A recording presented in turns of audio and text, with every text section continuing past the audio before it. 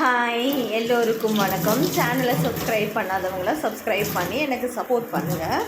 அதாவது லேடிஸ்னாலே நம்ம ஒரு பொருளை புதுசாக வாங்கிட்டா அன்றைக்கே அதெல்லாம் வாஷ் பண்ணி அதில் ஏதாவது ஃபில் பண்ணி வைப்போம்னு அந்த மைண்ட் செட் இருக்கும் இல்லையா? எனக்குமே அப்படி தான். ஒரு காலத்தில் ட்ரெஸ்ஸுக்கு நிறைய இம்பார்ட்டன்ஸ் கொடுத்துட்டு இருந்தேன். ட்ரெஸ் விதமாக வாங்குவேன். இந்த ட்ரெஸ் வாங்கலாமா, இந்த ட்ரெஸ்ஸுக்கு மேட்ச் ஆகிட்டு வாங்கலாமா, இந்த ஹையரிங் வாங்கலாமான்னு சொல்லி.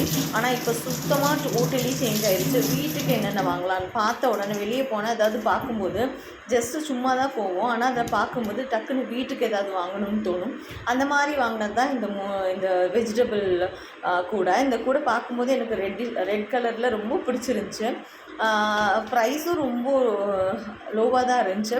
ஒரு லோக்கல் கடையில் தான் நான் போய் வாங்கியிருந்தேன். ஒன்று 30 ருபீஸ் தான் சொல்லியிருந்தாங்க. 100 ருபீஸ்க்குள்ளேயே அந்த 3 கூடையும் நான் வாங்கிட்டு வந்த உடனே மடார்னு வாஷ் பண்ணிவிட்டு ஒன்றில் நான் ஒன்றில் தக்காளி போட்டு வச்சுக்கிட்டேன். அதுக்கப்புறம் இன்னொன்று ஒரு ஃப்ரூட்ஸ் இருந்துச்சு.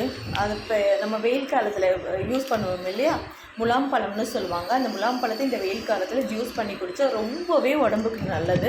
அதனால் என்றைக்குமே அது அவைலபிளாக இருக்கும். லோக்கல் வீட்டுக்கு பக்கத்துலேயே கடை இருக்கு இல்லையா, அப்பப்போ போய் வாங்கிட்டு வந்துடுவோம்.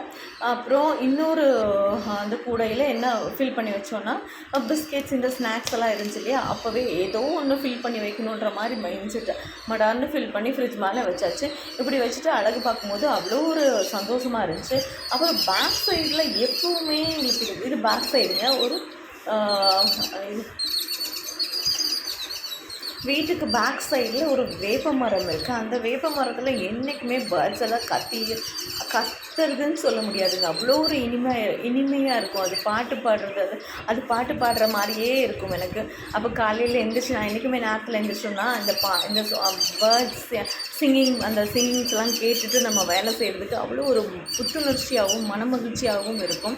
பாருங்கள், இந்த பேர்ட்ஸ் எல்லாம் இந்த மரத்தில் உட்காந்துருக்கும். வேப்பிலைக்கு எனக்கு பஞ்சமே இல்லை. டோர் ஓப்பன் பண்ண உடனே எனக்கு வேப்பிலை நிறைய கிடைக்கும். அது ட்ரை ஆகி அந்த ஓர் மேலெல்லாம் விழுந்திருக்கு பாருங்கள்.